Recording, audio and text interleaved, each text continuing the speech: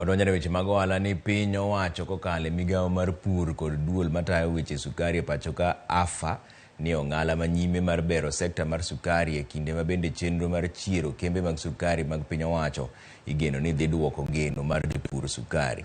Ka gitwak e romo magalamoro mar jokanyo e sekta mar sukari, jopur koro dwaro ni kembe opim nyenyo mag sukari motisi ni sucrose mayudore niang kaka yo mar medo yuto margi kopogore gi pimo tan kaka kembe sukari osebedo katimo.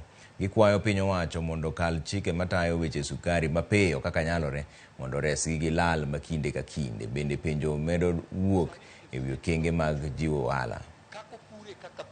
Koro ningo miye pesa mondo bed kebo kam owuothe bucho nyalo dhi merry go round kebo yudo pesa. Tokni pesa otamwa to suga to segolo. Omewa support this system ma mondo dhi nyime act odhi nyime mondo ayud konyruok. Koro akwa jopur mondo doge pur niang factory gino 19 wadwa loro wach mar sukari ma oko.